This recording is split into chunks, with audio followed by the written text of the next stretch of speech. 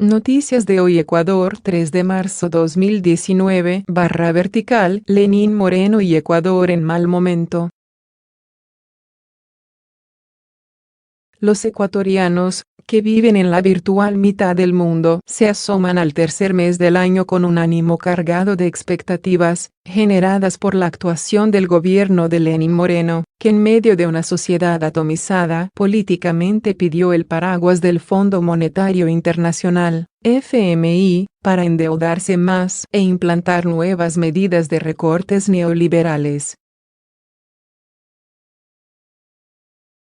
Hace apenas una semana, el presidente, llevado de la mano de su amigo y antecesor en el cargo, Rafael Correa, al Palacio de Carondelet, anunció que el FMI, el mismo que ahoga a Argentina por segunda vez, aportará $4.200 millones, en tanto otros 5 entes prestamistas mundiales, como el Banco Mundial y el Interamericano de Desarrollo, llevarán la cifra hasta 10.200 millones de billetes verdes.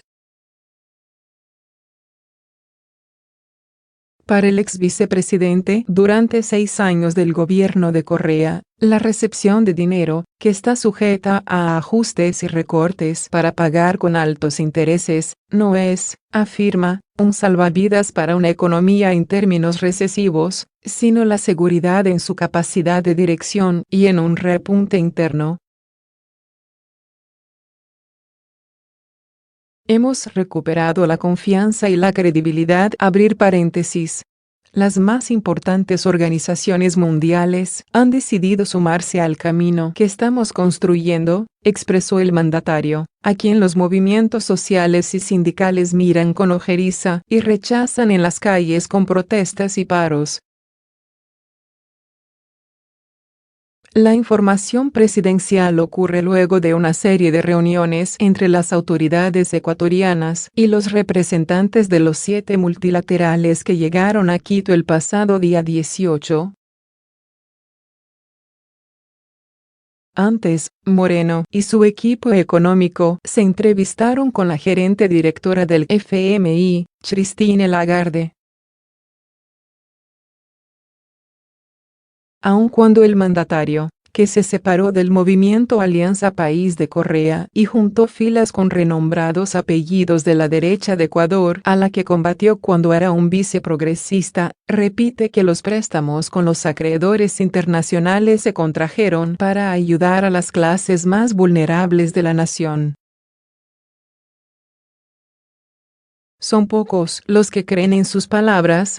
Para analistas, como Gregorio Simpson, de la Universidad Autónoma de México, el Estado no sabe jugar su papel en el intento por desmarcarse de la etapa de Correa, pues no encuentra una medida que supere lo alcanzado en el llamado periodo de 10 años del buen vivir de la Revolución Ciudadana, a la que culpa, además, de la ineficiencia de su administración. Moreno ha hecho malabares políticos ante el peligro de una caída estrepitosa cuando ya no le sirva a los intereses capitalistas a los que se unió. Nombró nuevas autoridades públicas en los principales cargos del país, reformó el Ejecutivo, eliminó 7 ministerios, pero los resultados en las políticas públicas están por verse. En Ecuador existe un presunto desorden político estatal latente, incluso cuando para racionalizar la gestión del Estado unificó hasta 3 carteras en una, sin un criterio moderno, sin uniendo organismos que pocas relaciones tienen entre sí. El presidente decidió dejar atrás su supuesto progresismo, y entró de lleno en el camino neoliberal, pero sin un dominio de las reglas del juego. A la privatización, los asesores económicos de la presidencia la llaman concesiones. Ese es el caso de la Corporación Nacional de Telecomunicaciones, CNT, una empresa estatal creada hace 10 años que ahora el gobierno pretende entregar por $4.000 millones sin conocer el avalúo de la entidad y los parámetros internacionales de venta. Igual ocurre con las hidroeléctricas, otras de las grandes fortalezas económicas del país que pronto, se espera, irán a licitación. Moreno, a quien medios políticos locales le reclaman sus declaraciones xenofóbicas contra venezolanos residentes en Ecuador, ordenó reducir el 10% de la nómina de las empresas públicas en poco más de una semana, a cumplirse el último día de este mes.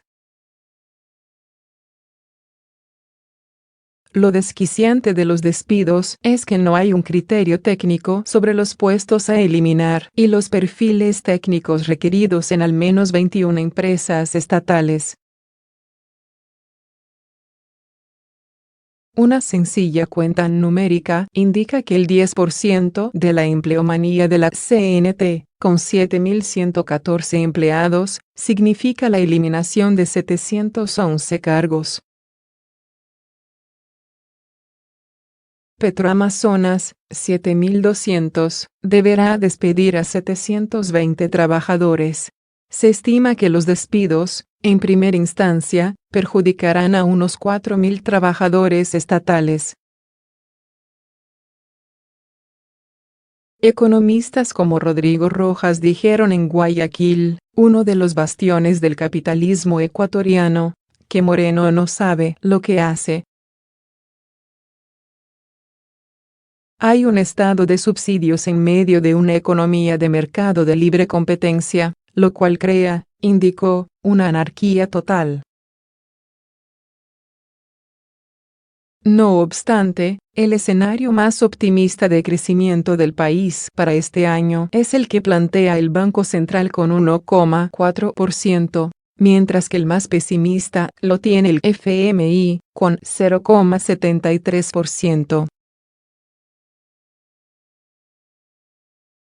El jefe de gobierno, en su afán de cambios que hagan olvidar a la Revolución Ciudadana, que él ayudó a fundar, decretó en fecha reciente una nueva organización del Ejecutivo, con los llamados gabinetes estratégicos y 6 gabinetes sectoriales, con una delegación de funciones al vicepresidente y a los ministros coordinadores de tales instancias.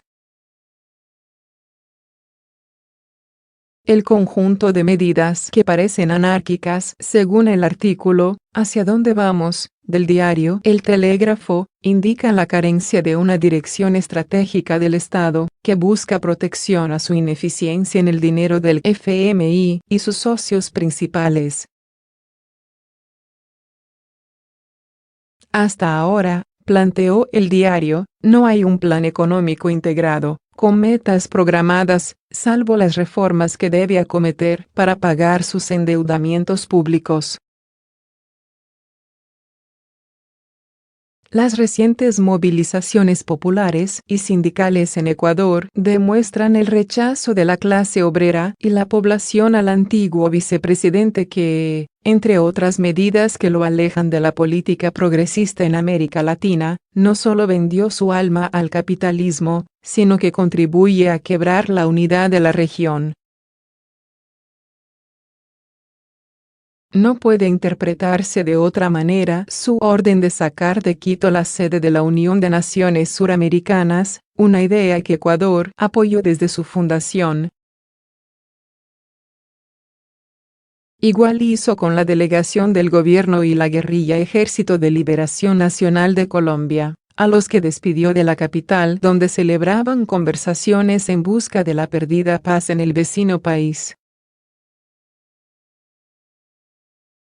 Es en este panorama que Ecuador vuelve a las urnas el próximo 24 de marzo, en que se efectuarán elecciones seccionales con la participación de 279 organizaciones políticas, en 2014 fueron 121, sin presencia nacional en su mayoría. Estos comicios marcan una abismal diferencia con los celebrados en la época de la Revolución Ciudadana, cuando existían fuertes grupos con incidencia en las instancias políticas, más próximos a la población.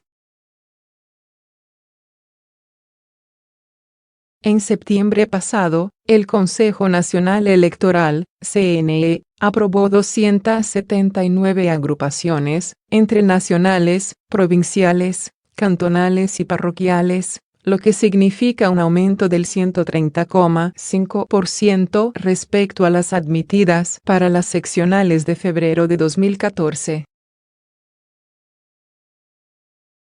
Politólogos consultados por la multinacional Telesur opinaron que el crecimiento político se debe a la carencia de fuerzas consolidadas, lo que incidió en la aparición de nuevas agrupaciones. Para Fausto Camacho, coordinador del Observatorio Ciudadano Electoral, la década pasada dominó el movimiento Alianza País, que al desaparecer bajo el actual gobierno dejó sin contrapesos políticos al país. Camacho advirtió otro problema que acarreará esta atomización de partidos y candidatos, que es la legitimidad de quienes salgan elegidos, pues por la gran cantidad de postulantes a las diferentes dignidades tendríamos triunfadores con el 15% de votos. Un artículo de la Universidad de San Francisco de Quito, titulado Crisis de partidos políticos, indica que pese a que el país pasó de un sistema de partidos de gran pluralismo a uno que predominaba Alianza País, la realidad indica que es lejana la idea de tener un sistema electoral fuerte e institucionalizado. La analista política Patricia Hidalgo Albuja opinó que conoce de candidatos que se inscriben únicamente para aprovechar los fondos partidarios y de esta manera darse a conocer, ya que el CNE paga la promoción electoral. Por eso, dijo que se debe exigir experiencia a los candidatos y nivel de preparación académica. En general, las listas están llenas de gente que no sabemos por qué están allí. Los electores tendrán ante sí un espectro de 80.821 postulados para elegir, entre ellos, a los prefectos, viceprefectos, alcaldes, concejales y miembros de las juntas parroquiales del país.